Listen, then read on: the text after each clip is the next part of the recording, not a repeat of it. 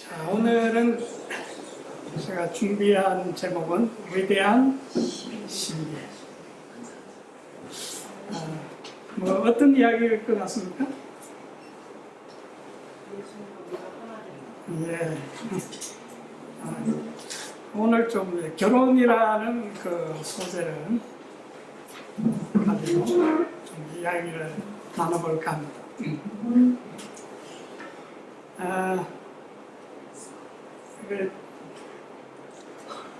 누구한테 질문을 해볼까요? 이미한테 해볼까요? 이미 엄마 아빠가 안 계시니까. 이미는 아빠가 엄마한테 사랑한다는 그런 말을 좀 많이 듣나요? 집에서? 아빠가 엄마한테서? 네.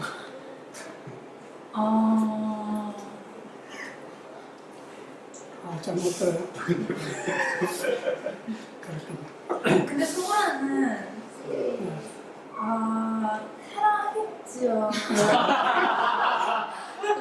과거형으로.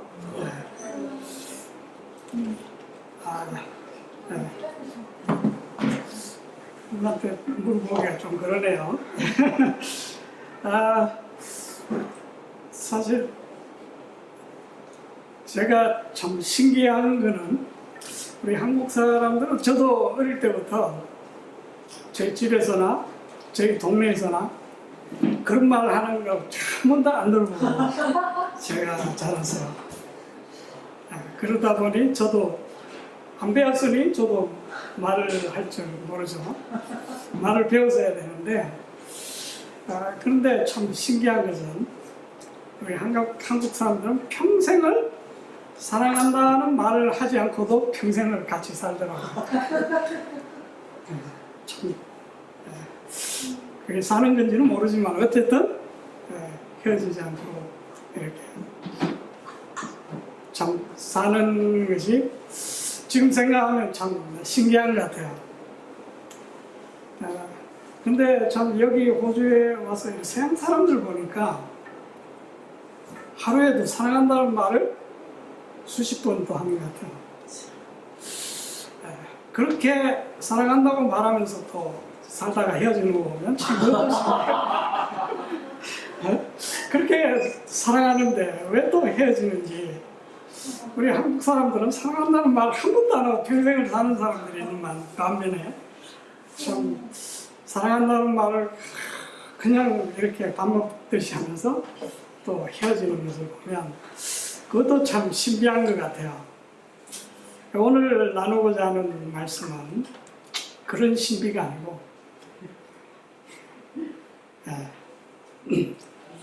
그래서 참 이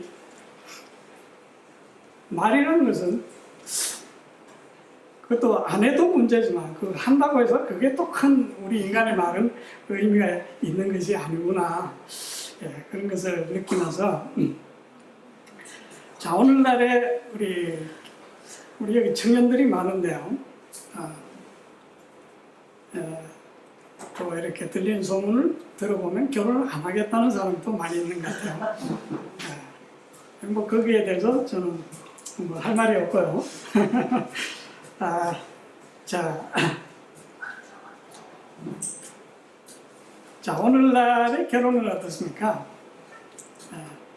그래서 우리 옛날에는 모르는 사람끼리 만나서 그냥 결혼식 날 처음 얼굴을 보는 경우들도 있었는데 오늘날 그렇게 결혼하라 그러면 아마 몇 사람이나 할 수 있을지 모르겠습니다. 근데 혹시 만약에 그렇게만 된다 하면 그게 더 좋다고 생각하는 사람이 있을 수도 있을 것 같은데요. 예.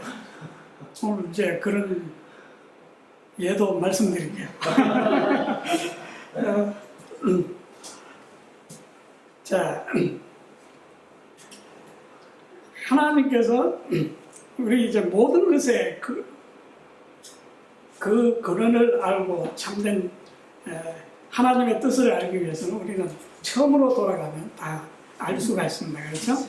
그래서 내가 어떻게 살아야 되나, 내가 뭘 선택해야 될 때 어떻게 해야 될 것인가, 그러면 우리는 무조건 어디로 돌아가면 됩니까? 하나님께서 처음 우리를 만드셨을 때로 돌아가면 가장 확실해요. 뭐 오늘날 아무리 많은 사람들이 그 길을 간다고 해서 그것이 옳은 길이 아니죠. 그것이 안전한 길은 아니라는 것입니다. 자, 우리 창세기를 보니까 1장 27절 하나님이 자기 형상 곧 하나님의 형상대로 사람을 창조하시되 남자와 여자를 창조하시고 여기 창조한다고 하는 말은 이 단어는 사실 우리 사람들은 쓸 수 있는 말이 아니에요. 성경에 보면 창조한다는 말, 또 하나님께서 만드셨다는 말도 쓰고, 또 formed라는 말도 이렇게 쓰시기는 하는데, 자, 이 모든 단어들이 같은 것 같지만 조금씩 차이가 있죠. 만든다는 것은 make라는 말은 뭔가를 만드는 행동을 의미하고요. 또 그래서 만든다, make라고는 말 속에는 어떤 재료가 있다는 것을 전제로 할 때가 많이 있죠. 그러나 하나님께서 만드실 때도 이 make라는 단어가 성경에 쓰여요. 그런데 이 create라는 창조한다는 이 말은 사실 하나님만이 쓰실 수 있는 말이죠. 자, 왜냐하면 이 창조한다는 말은 전혀 존재하지 않았던 것이고 처음이고 새로운 것이고 무에서 유를 만드는 것이고 여기에는 재료가 사실은 필요가 없어요. 창조에는. 왜냐하면 무에서 시작하는 것이고 무에서 뭔가 아무것도 없는 데서 만드는 것이기 때문에 거기는 어떤 재료가 필요하지 않습니다. 그래서 어떤 make라는 말과는 조금 다를 수 있죠. 그래서 이 창조라는 말은 종교적인, 그러니까 하나님께, 창조주 하나님께만 적용되는 단어라고 볼 수가 있죠. 자, 그런데 하나님께서 여기 남자와 여자를 창조하셨다. 자, 그런데 하나님께서 모든 만물을 창조하실 때와 사람을 창조하실 때는 조금 다른 방법으로 하셨어요. 자, 창세기 1장을 보면 하나님께서 창조하시는 과정들이 쭉 나오는데 하나님께서 말씀하시죠. 내라, 있으라 이렇게 하시니까 그냥 존재하게 되었어요. 자, 그런데 사람을 창조하실 때는 조금 다른 방법을 하셨는데, 자, 1장에는 창조하셨다고 말씀하시고 2장에서 다시 그 창조의 그 내용을 다시 설명하시죠. 우리 지난주에도 읽은 것 같은데, 자, 하나님께서 땅의 흙으로 사람을 지으시고, 여기 지으시고 formed죠. 이거는 어떤 형태를 만들다는 그런 의미죠. 생명의 숨을 그의 콧구멍에 불어넣으시니 사람이 살아있는 혼이 되니라. 자, 그런데 하나님께서 사람을 창조하시는데 여기 재료가 있어요. 그렇죠? 말씀만 하시지 않고 무엇으로요? 여기 보니까 dust라고 그랬죠. 영어로는 dust고 우리 말로는 흙으로 그랬습니다. dust는 뭐 마른 흙을 말하는 것이죠. 또 먼지, 티끌 이런 거 다 dust라고 그러는데 이거 아주 흔한 재료입니다. 그렇죠? 그리고 우리가 밟는 모든 땅이 다 이것으로 되어 있어요. 그런데 하나님께서 우리 사람을 창조하실 때는 이것을 사용하셨다는 거예요. 이것은 하나님께서 뭔가 만드시는데 능력이 부족해서가 아니고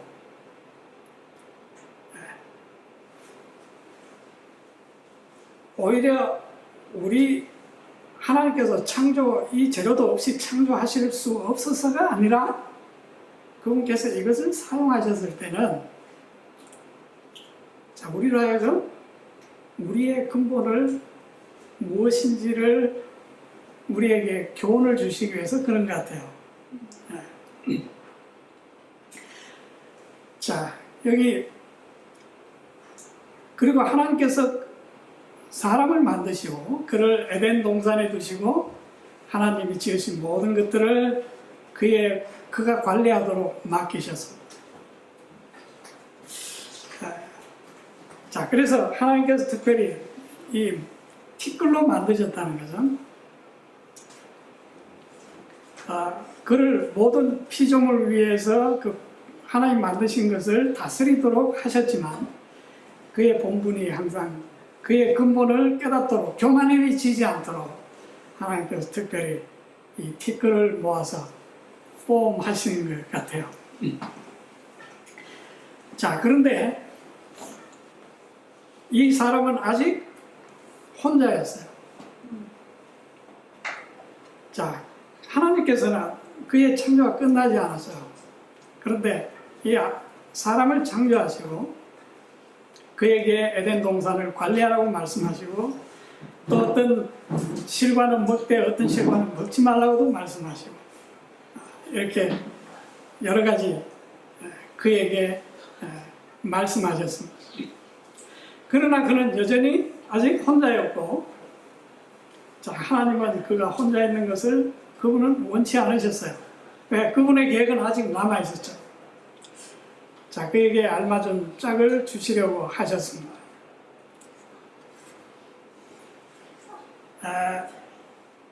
자, 그런데 이 사람은 아직 뭘 모릅니까?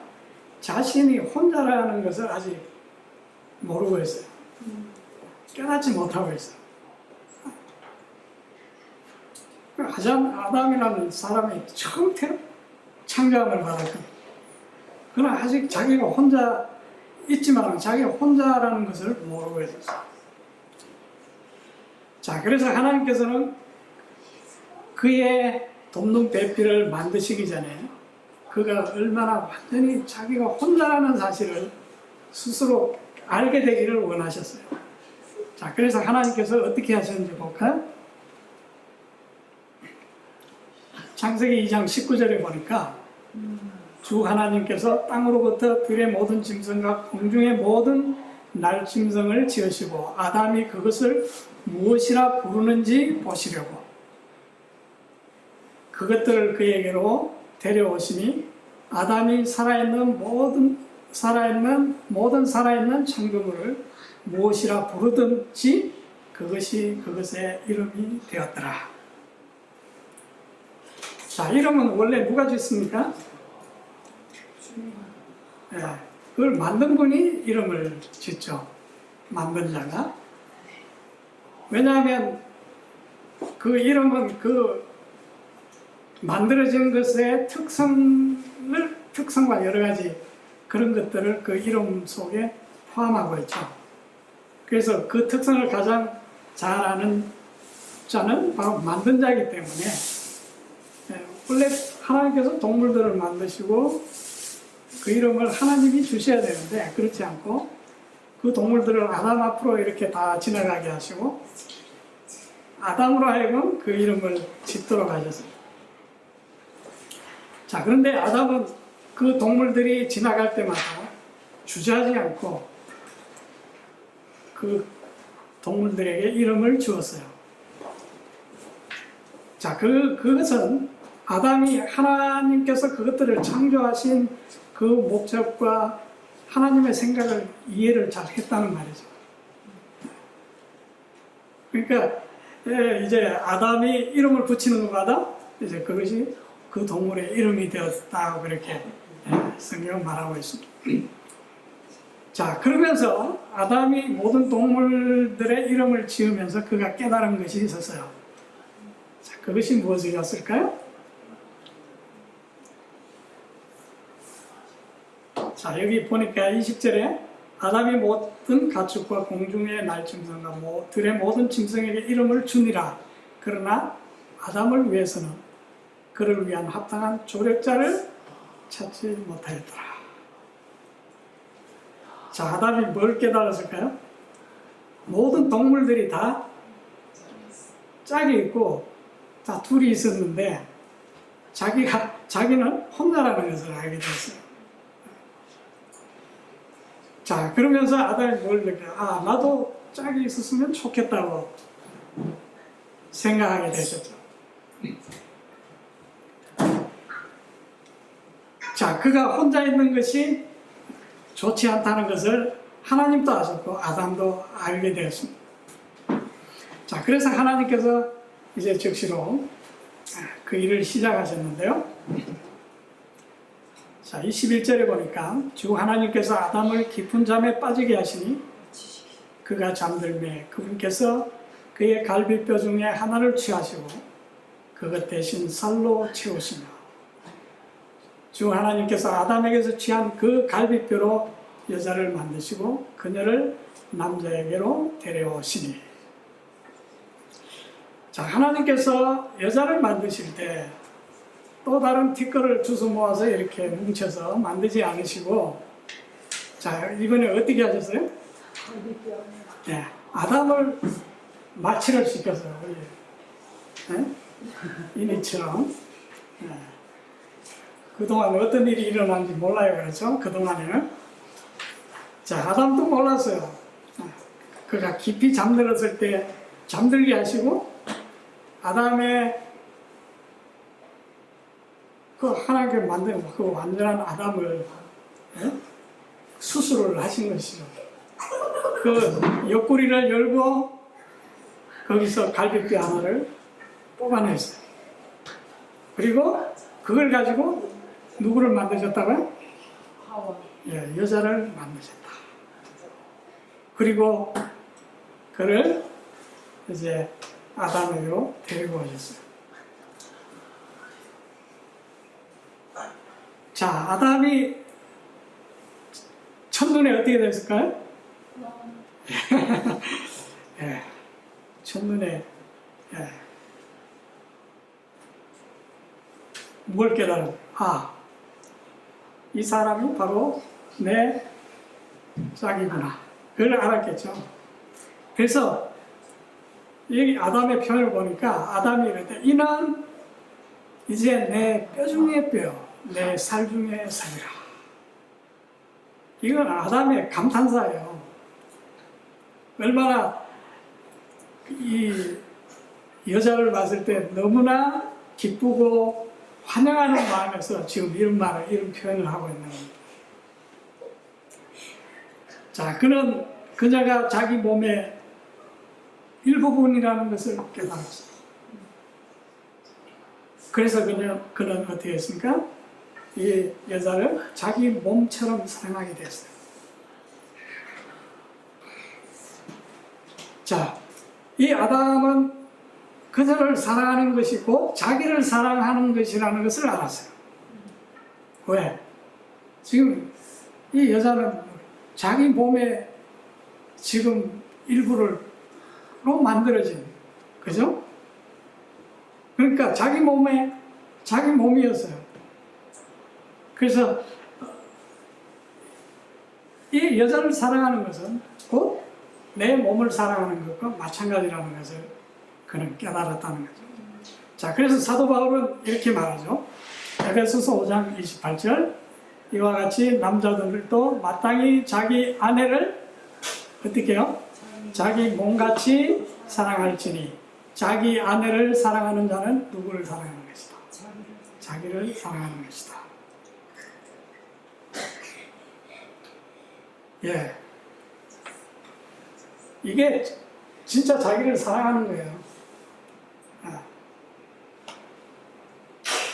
우리가 자기 몸을 사랑하는 것이 나쁜 것이 아니에요. 진짜 자기 생명을 사랑하고 아끼는 자는 하나님께서 주신 방법대로 사랑해야 되는 것이죠. 자, 그렇지 않은 자들은 우리 그것을 이기심이라고 그러죠. 죄된 이기심은 어떻습니까? 그런 방법으로 사랑하는 것은 어떻게 보면 자기를 미워하는 거예요. 사실은. 자, 하나님께서 이제 남자와 여자를 창조하시고, 자, 처음 주례사를 이렇게 하셨어요. 아마 여러분 결혼식 때 이런 말 주례사를 들어보셨을 건데, 그러므로 남자가 자기 아버지와 어머니를 떠나 자기 아내와 연합하여 그들이 한 육체가 될지니라. 자, 이 말은 아담이 한 말이 아니고 하나님께서 하신 말씀이에요. 우리 창세기를 보면 아담이 한 말처럼 보이지만, 자, 이것은 하나님이 한 말씀이 아니죠. 우리 후에 예수님은 다시 이렇게 말씀하셨어요. 마태복음 19장 4절 6절, 태초에 사람을 지으신 분이 남자와 여자를 지으시고 말씀하시기를 이른 까닭에 남자가 아버지와 어머니를 떠나서 그의 아내와 합하여 그 둘이 한 몸이 되리라는 것을 읽어보지 못하였느냐. 그러므로 이제 그들은 둘이 아니요 한 몸이니라. 그러므로 하나님께서 결합시켜 주신 것을 사람이 나누지 못하느니라. 자, 여기 5절에 보니까 하나님께서 뭐라고 말씀하십니까? 남자가 누구를 떠나라고요? 아버지와 어머니를 떠나서, 부모를 떠나서. 자, 우리는 흔히 결혼은 여자가 자기 집을 떠나서 시집가, 남자의 집으로 시집간다고 우리가 말하는데, 사실 여기 하나님 말씀을 보면 남자가 누구를 떠나라고요? 그 부모를 떠나는 것이라고 했어요. 자, 사실 남자도 부모를 떠나고 여자도 부모를 떠나는 거예요. 이 말은 부모를 버리라고, 부모의 집을 떠나서 완전히 뭐 독립해라, 어떤 이런 의미보다는 영적인 의미가 큰 것이죠. 이것은 한 새로운 공동체, 결합체를 의미하는 것입니다. 자, 근데 우리 옛날 한국의 전통은 어떻습니까? 남자가 부모를 떠나는 것이 아니고 여자가 남자의 부모한테로 가는 경우가 많죠. 그래서 많은 시집살이들을 하면서 어려움들을, 많은 문제들을 낳게 됐는데, 사실은 부모들은 여기 우리 성경을 말씀을 따른다면 결혼하는 자녀는 어떻습니까? 그 부모를 떠나게 해야 되는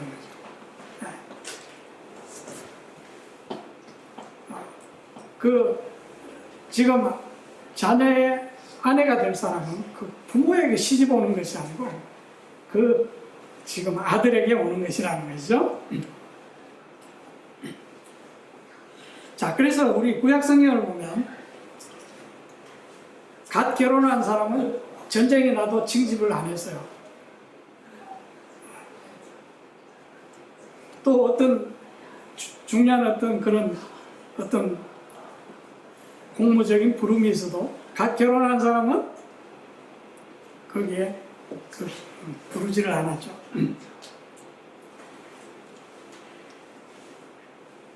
자, 바로 태초에 남자와 여자를 만드시고 한 몸으로 결합시키신 분은 바로 하나님이시죠.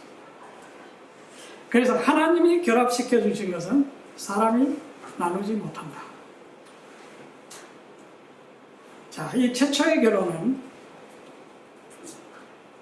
하나님께서 결합시킨 것이라는 거죠. 그리고 하나님께서 결합시킨 것은 사람에 의해서 나누어지지 않는다.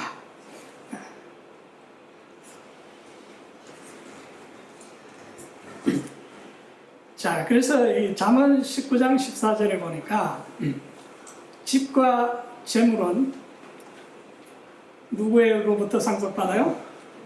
조상, 부모로부터 상속하거니와 슬기로운 아내는 누구로부터 받는다고요? 여호와께로부터 말미암는다. 그러니까 진짜 아내는 상속받는 것이 아니고 누구로부터 받아요? 하나님으로부터. 부모로부터 받는 것이 아니고 하나님께로부터 받는 것이다. 이 세상의 모든 대부분의 남자들은 자기는 별로 안 똑똑하면서도 아내는 어떤 아내를 찾습니까? 슬기로운 아내를 찾죠. 나쁘지 않아요. 좀 당연하죠. 자, 그런데 우리가 기억해야 할 것은 그렇다고 해서 이걸 아무도 욕하지 않아요. 자, 그렇다면 참으로 슬기로운 아내를 원한다면 이 슬기로운 아내는 누구로부터 온다고요? 여호와께로부터 온다는 거죠. 우리 인간의 눈으로 찾아 구할 수 있는 것이 아니에요. 그건 하나님이 주시는 것이라는 것이죠.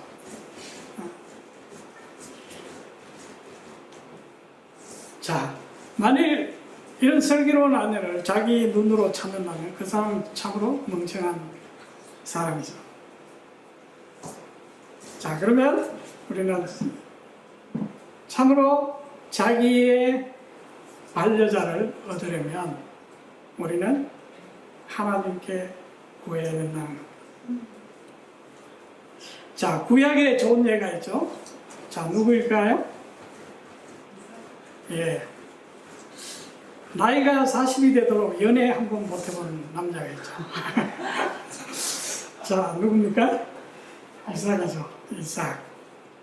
그는 약속의 아들이었고 아브라함에게 하신 약속의 상속인이었어요. 자, 그런데 그의 삶은 하나님께서 하신 약속과 잘 조화를 이루고 있었어요. 자, 그는 40이 되도록 아가씨도 한번 사귀어보지 못했어요. 성경에 보면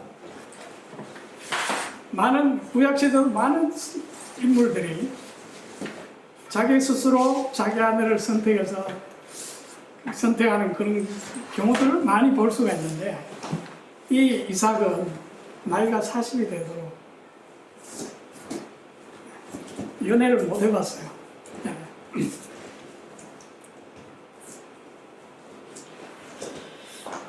자, 오늘날 많은 이제 성경을 좀 본 사람, 기독교인들이 이삭의 예를 들며 뭐라고 말합니까? 이삭을 봐라. 이삭은 부모가 착 지어준 대로 하지 않았느냐. 그러니까 너그 맘대로 하지 말고 부모가 짝 지어주면 하라고 이렇게 말하죠. 사실 이것은 아브라함과 이삭을 모욕하는 거예요. 아브라함은 이삭을 위해서 자기가 임의로 누군가를 데려와서 짝지어주지 않았어요. 이삭도 뭐 아버지가 하라 그런다고 한 성경에 그런 이야기가 성경에 없어요, 사실은. 그건 성경을 제대로 안 읽어본 사람들이 하는 말이죠. 자, 한 가지 분명한 사실은 아브라함은 이삭을 위해서 아내를 선택하지 않았다는 거예요. 자, 그러면 이삭을 위해서 그의 아내를 선택한 분은 누구였을까요? 하나님이셨죠. 봅시다. 자, 아브라함이 나이가 많이 들어서 그렇지만 모든 일에서 하나님께서 그에게 복을 주셨다. 이 말은 무슨 말일까요? 아브라함은 하나님과 늘 함께 했다는 거죠. 하나님을 신뢰했다는 것이죠. 자, 그래서 이제 아브라함이 자기 집에서 가장 충실한 더 나이 많은 경험이 많은 한 종을 불렀습니다. 그리고 자기에게 맹세하게 하고 뭐라고 말하죠? 3절에 보니까 내가 너로 하여금 하늘의 하나님이시며 땅의 하나님이신 주를 두고 맹세하게 할 테인즉 너는 나와 함께 가고 있는 가나안 족속의 딸들 중에서 내 아들을 위하여 아내를 취하지 말고 오직 내 고향 내 친족에게로 가서 내 아들 이삭을 위하여 아들을 취하라. 자, 그때 이 종이 뭐라고 말합니까? 혹시 제가 가서 어떤 여자를 선택했는데 그가 오지 않겠다고 하면 어떻게 할까요? 그때는 이삭을 데리고 가볼까요? 맞선을 보일까요? 네, 이 말이죠. 그때 아브라함이 뭐라고 말합니까? 데려가지 말라 그랬어. 너는 조심해서 내 아들을 거기 데려가지 말라. 그 뭐라고 말합니까? 주 하늘의 하나님께서 나를 내 아버지 집과 내 친족의 땅에서 취하시고 내게 말씀하시며 내게 맹세하여 이르기를 내가 이 땅을 내 씨에게 주리라 하셨으니 그분께서 자신의 천사를 너의 앞에 보내시리라. 네가 거기에서 내 아들을 위하여 아내를 취할지리라. 자, 누가요? 하나님께서 나에게 약속하시고 아들을 주신 하나님께서 천사를 보내실 것인데 하나님께서 인도하시는 대로 너는 하나님께서 지시하여 주는 그 사람을 데리고 오라 그랬습니다. 자, 그러면서 이 종이 걱정하는 바도 말했습니다. 만일 여자가 너를 따라오지 아니하면 너는 책임이 없다. 따라오지 모든 것은 하나님과 또 그 상대에게 달렸으니까 너는 거기에 부담을 가지지 말아라 이 말이죠. 자, 그래서 그 종이 이제 집에서 출발을 하는데 뭘 가지고 갑니까? 낙타 10마리를 데리고. 여행이 길어요. 그리고 혼자 가는 것도 아니죠. 또 그 신부 집에 줄 그런 예물들을 가지고 이제 떠났습니다. 그래서 아브라함의 고향, 그 친척이 있는 곳, 나홀의 도시에 나홀 성으로 갔습니다. 자, 11절에 보니까 저녁 때에 곧 여인들이 물을 길러 나오는 때에 자기 낙타들을 도시 밖 우물 곁에서 무릎을 꿇고 앉게 하니라. 종이 그랬다는 거죠. 그리고 그가 아브라함이 그에게 말한 그 하나님, 아브라함의 하나님께 어떻게 말합니까? 기도하죠. 오 주, 곧 나의 주인 아브라함의 하나님이여, 원하오니 이날 내게 일이 잘 되게 하사 나의 주인 아브라함에게 친절을 베푸시옵소서. 자, 그러면서 이 종이 하나님께 뭘 제안합니까?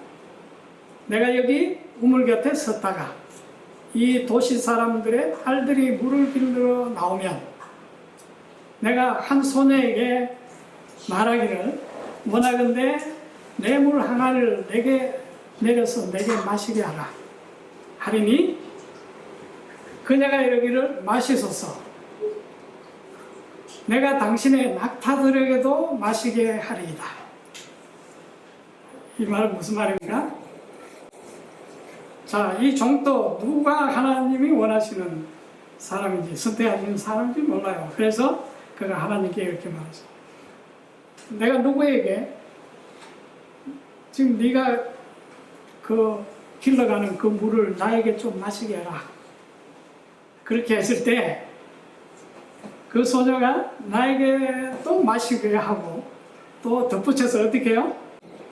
당신의 낙타들도 내가 물을 마시게 할 것입니다. 이렇게 말하는 소녀가 나오면 바로 이것이 하나님께서 선택하신 그 주인의 아들을 위한 아내로 제가 그렇게 생각할 것입니다. 그리고 모든 것을 하나님께 맡겼죠.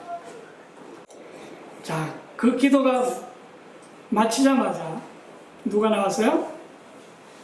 여기 그 성에서 리브가가 물 항아리를 어깨에 메고 나오는데 이 사람은 이 처녀는 아브라함의 형제 나홀의 나홀의 아들 부두엘의 딸이었어요. 자, 그 소녀는 보기에도 심히 아름다웠고 여기 처녀더라 그랬죠. 자, 그녀가 우물에 가서 물을 길러서 올라오는데 그 종이 그녀에게 갔어요. 그리고 뭐라고 말합니까? 원하건대 나에게 물 좀 마시게 해달라. 나에게 물 좀 달라. 그때 이 리브가가 어떻게 대답합니까? 자, 이르되 내 주여 마시소서 하여 급히 물 항아리를 자기 손에 내려.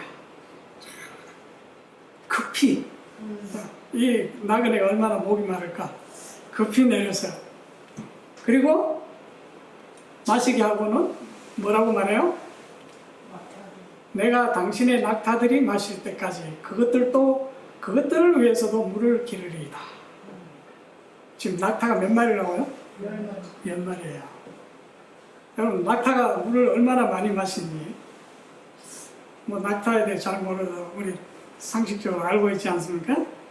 자, 낙타는 목만 축이는 게 아니라 뭘 합니까? 물을 저장하죠. 자기 몸에 물을 저장하는 동물이에요. 그러니까 이 낙타들이 물을 다 마시려면 이 리브가가 물동이를 물을 얼마나 퍼서 날랐겠어요. 근데 이거는 이 종이 요구하지 않은 것이었어요. 그런데 이 리브가가 어떻게 합니까? 내가 당신의 낙타들에게도 물을 주겠습니다. 자,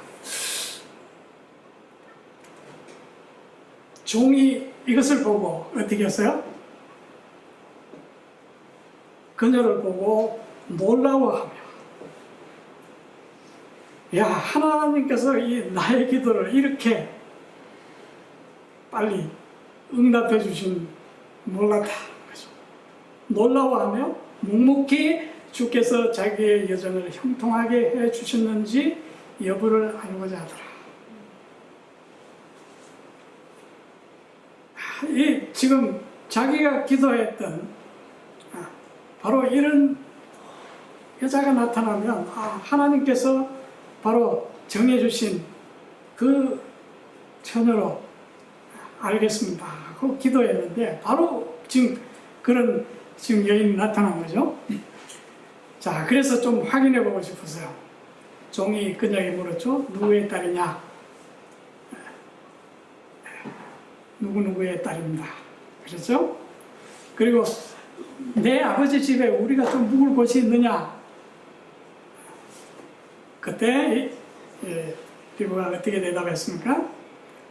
우리에게 묵을 곳과 짐승들을 위한 넉넉한 집도 있다고 그렇게 말했어요. 자, 이 말을 듣고 그 종이 하나님께 경배했다 그랬어요. 엎드렸어.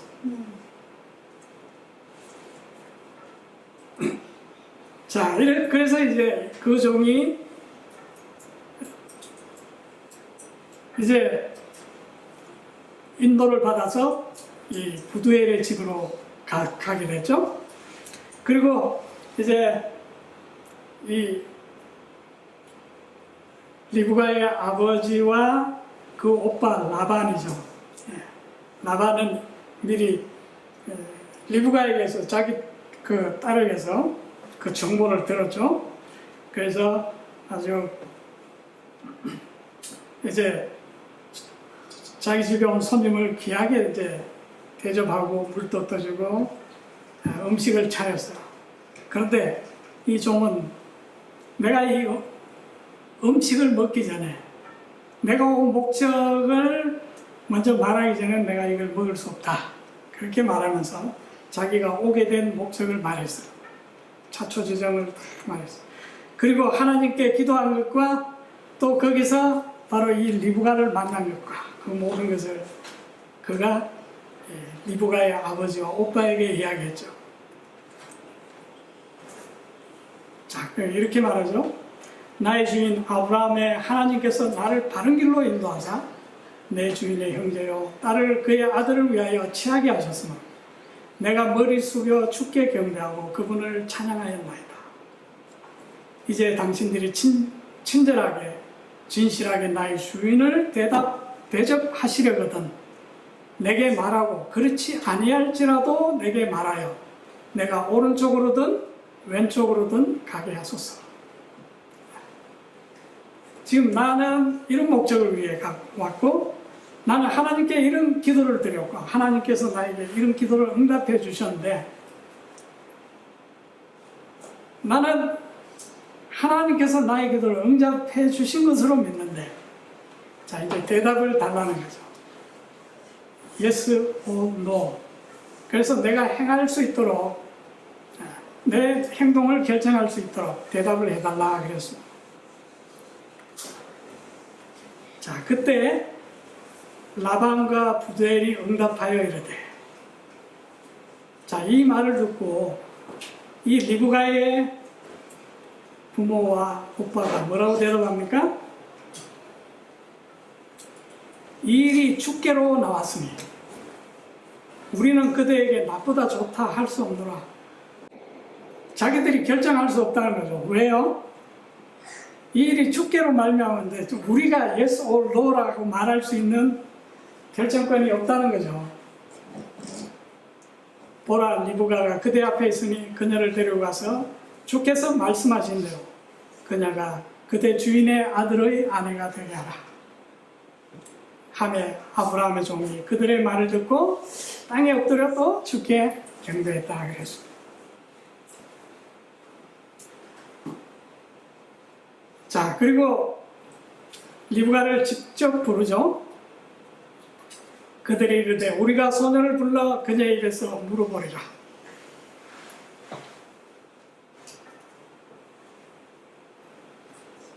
자, 그래서 리브가를 불러 그녀에게 이르되 네가 이 사람들과 함께 가겠느냐 하니 그녀가 이르되 가겠나이다.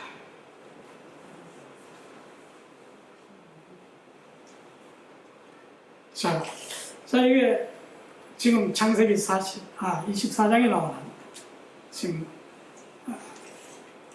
이삭의 결혼에 관한 그런 이야기들입니다.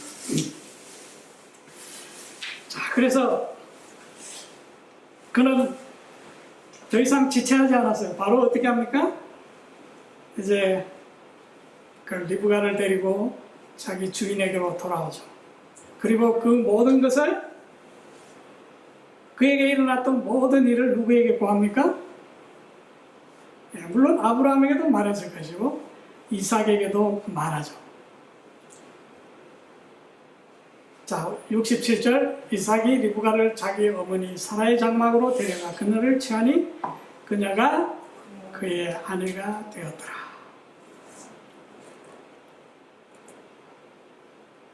자, 이삭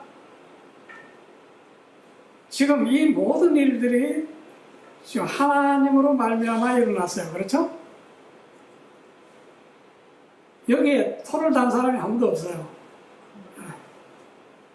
아브라함도 이삭도 또 리브가도 리브가의 부모들도 왜? 토를 달 수가 없었어요. 왜? 이 일이 하나님으로부터 나온 것이기 때문에 그들이 뭔가 결정할 수가 없었다는 것이죠. 자, 그래서 이삭은 그녀를 자기 아내로 받아들였어요. 그리고 그 다음 뭐라고 말합니까? 그가 그녀를 사랑하였으며. 자, 오늘날 우리 현대인들은 이 이삭의 이야기를 들으면 어떻게 생각합니까? 아, 이삭은 참 불쌍하다. 한번 연애도 못 해보고 아가씨도 한번 못 사귀고 이게 뭐야. 처음 보는 여자하고 그냥 바로 결혼해서 살다니.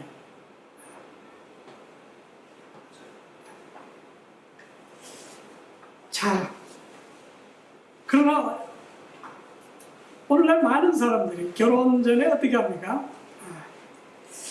저도 그렇게 말하죠. 이야기는 주네들이 좋아해야지 뭐 이렇게 이제 말하죠. 네. 사실 우리 사람들이 생각하는 것은 결혼 전에 그들이 스스로 뭔가 사랑을 만들기를 시도해야 된다고 우리는 생각하죠. 그래서 시도를 합니다. 시도를 해서 사랑을 만들죠. 그래서 이제 결혼을 하는데 대부분 어떻게 됩니까? 결혼은 사랑의 끝이 되어버리죠. 사랑을 시작을 한 건 좋았는데 그 사랑의 기간은 짧고 이제 결혼은 사랑의 무덤이 되는 경우가 많은데 이 이삭은 어떻게 했다고요? 결혼과 동시에 그가 어떻게 합니까? 사랑을 시작하죠. 결혼은 이게 정상이지 않습니까? 그렇죠? 이게 정상이. 결혼은 사랑을 시작하는 거지 끝이 아니란 말입니다. 그렇죠? 사실 우리 그리스도인들에게는 뭐 연애나 뭐 구애나 사랑만들 이런 게 필요 없는 말이에요. 사실 어떻게 보면. 왜냐하면 사랑은 우리가 만들 수 있는 것이 아니에요. 사랑은 누구에게 속한 것이라고요? 하나님께 속한 것이에요. 인간이 내가 만든 모든 그 화학 반응들은 잠깐 반짝하고 끝나는 거예요. 사실은. 그거는 사랑이 아니죠. 사실은. 참된 사랑은 어디서 나와야 된다고요? 우리 그리스도인들이 말하는 사랑과 결혼할 때 그 사랑이 우리는 다른 걸로 이렇게 구분을 하는데 사실은 사랑은 하나밖에 없어요. 그리고 그 사랑은 하나님으로부터 나오는 것이죠.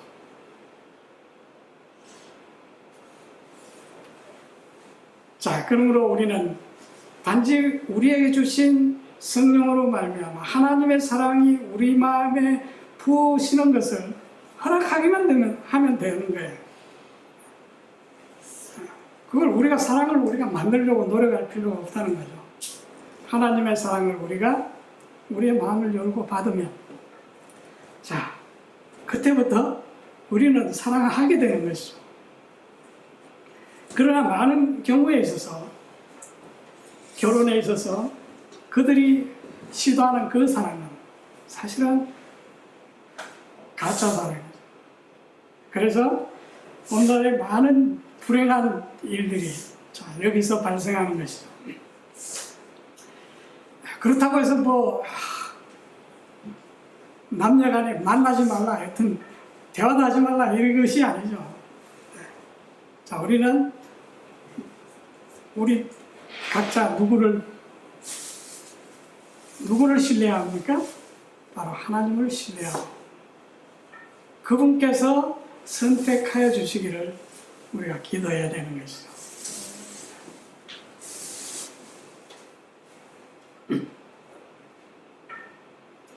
자, 그때 하나님께서 선택해 주시는 배우자를 얻는 것은 바로 자기 몸의 일부를 얻는 것입니다.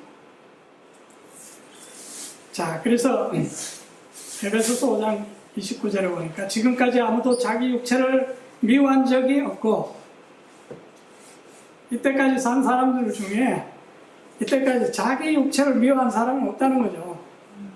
그런 사람 있어요? 자기 육체를 다 아끼죠. 사랑하고 꾸미고 그렇잖아요. 왜 그래요? 자기 몸이니까.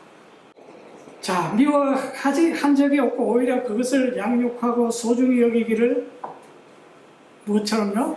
주께서 교회에게 하신 것 같이 하나님. 우리는 그분의 몸과 그분의 살과 그분의 뼈들에 속한 지체들이니라. 자, 이런 결혼은 하나님의 사랑과 구원을 이해하는 일에 큰 유익이 되는 결혼이죠. 그래서 어떤 사람은 이런 결혼을 하게 되면 이 결혼을 통해서 하나님을 더 알게 되고 그리스도의 사랑을 배우는 결혼이 있는 반면에 어떤 결혼은 처음에 총각 때는 신앙이 좋았는데 결혼하더니 맛이 가버려요. 이게 뭡니까? 이게 잘못된 것이죠. 왜? 자기들이 스스로 선택한 그 결혼은 이렇게 될 가능성이 많다는 거죠.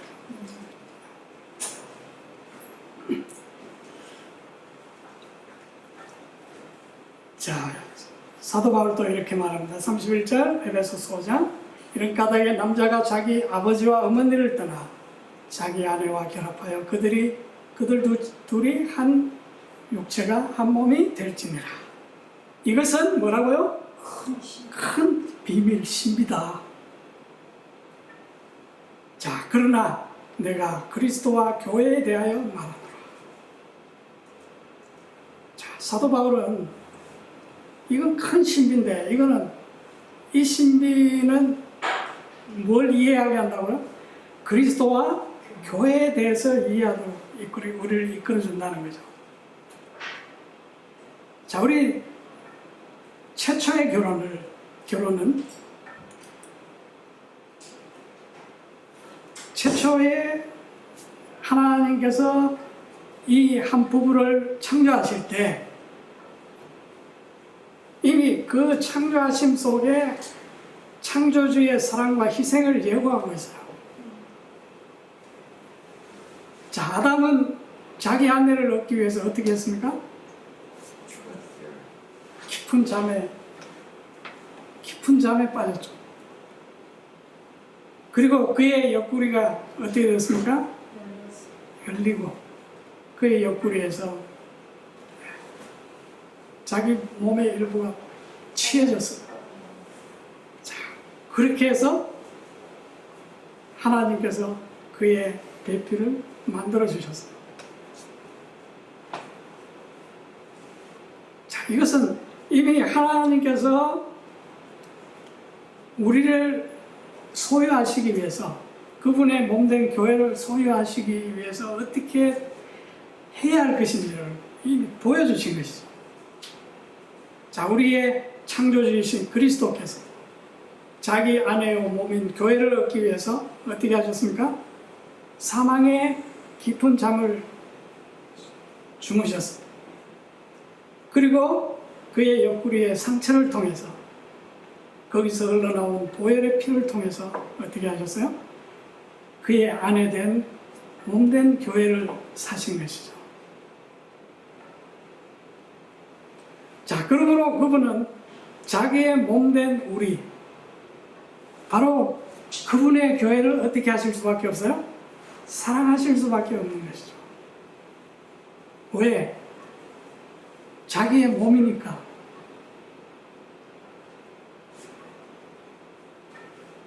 자, 그분 또 어떻게 했습니까?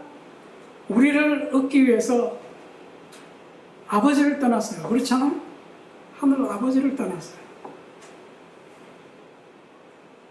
그리고 이 세상으로 오셨죠.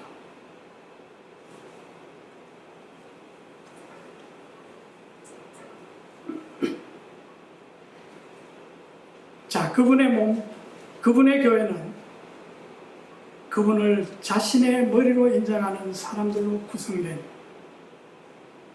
연합이죠. 그래서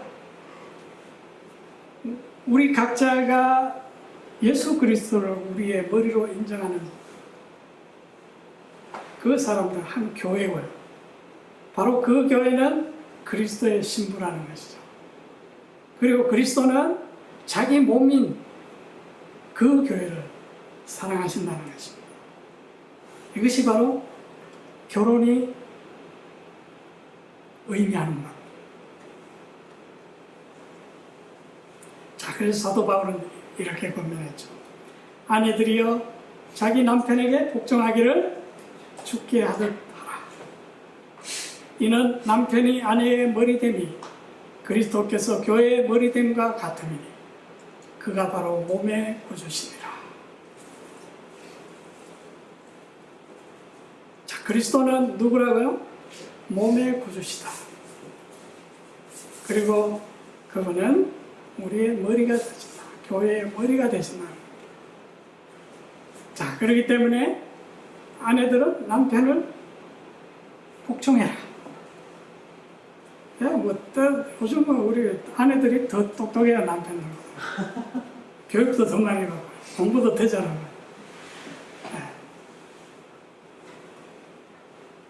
자, 그러나 하나님께서는 이렇게 말씀하십니다.